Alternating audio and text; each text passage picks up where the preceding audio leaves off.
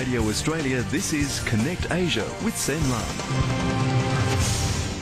Selamat pagi, hello and good morning on this Friday, the 17th of December.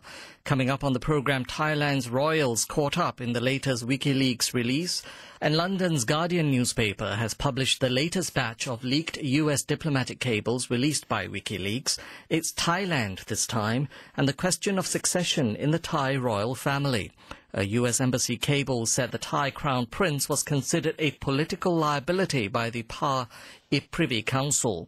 It said 3 senior members of the Privy Council preferred an alternative to Crown Prince vajiralongkorn due to reports of extramarital affairs in several European countries. The issue of succession is of pressing concern in Thailand as the much-revered King Bhumibol Adulyadej turned 83 this month. Well, Rhodes Scholar and Thailand specialist Nicholas Farrelly is a research fellow at the College of Asia and Pacific Studies, Australian National University. He joins us now. Nicholas Farrelly, welcome to Radio Australia. Good morning. Good morning. Nicholas, it would seem that the Crown Prince does not have the full support of the ruling elite in Thailand as previously assumed. I think that what we can take away from this recent batch from the WikiLeaks exposure of confidential and secret US government communications is that there is a level of unsurprising disquiet among the very senior echelons of the Thai royalist establishment, and with some of these cables that have been released, we've managed to have, frankly, an unprecedented insight into the thinking of some of those individuals who will be playing a crucial role as Thailand now moves from the era of King Bhumibol into whatever comes next for its royal family. So, Nicholas, what does this latest WikiLeaks installment tell us about the relationship between the workings of Thailand's Privy Council and its relationship with the royal family? I think it shows that within the Privy Council there is a great deal of analytical insight. Most of the figures who sit in the Privy Council have served the Kingdom of Thailand with tremendous distinction over many, many decades.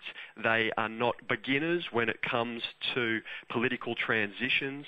Many of the figures who currently sit on the council are those who have presided over coups in the past. They are those who fought against communist insurgency in the 1960s and 1970s, and now they have been entrusted with attempting to steward the kingdom through the potentially very difficult years ahead. What we have seen in some of these particularly sensitive conversations that have been reported in the US government cables is that there is tremendous awareness about just how difficult this period might be, and in particular how much of a liability the activities and potential for missteps that swirl around the figure of Crown Prince vajiralongkorn. All of that, in a sense, has now been brought out into the glare of public scrutiny in a way that just hasn't been possible in the past. And do you think there might be repercussions within Thailand of this latest installment of WikiLeaks? It's very hard to judge just how much of this information is going to be considered novel among those who operate at this very highest echelon within Thai society. And many of them are probably already aware of most of this information, and in fact they probably have other details which haven't even been reported in these kinds of cables. They are probably, though, all going to be scratching their heads about what the ramifications could be now that this is out in public for the consumption not only of the global media and of academics in Australia and of so many other people around the world, but also out there for the consumption of the ordinary Thai citizenry who aren't, I should add, really ever in a position to get access to this kind of information. Thailand tends to police any details that are considered sensitive about the royal family in the very strictest of terms.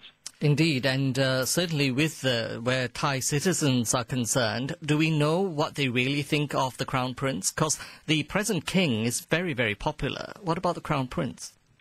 For many years now, there has been an indication among those of us who study Thailand closely that the Crown Prince doesn't enjoy anything like the kind of support which has tended to be assumed is the preserve of his father alone. He is a figure who's now been there in the shadows for so many years, and over those years there have been all kinds of rumours which have tended to discredit him and tended in many ways to make him seem like an unpalatable option when it comes to any succession in the future. That said, the Crown Prince, of course, hasn't been tested. He hasn't actually sat on the throne and been entrusted with all of the responsibilities that would entail. And for that reason, there have been those who've been inclined to consider that we should just wait and see and give him a chance. With this release of cables, though, there is I suppose, an extra dimension which has been added to the mix.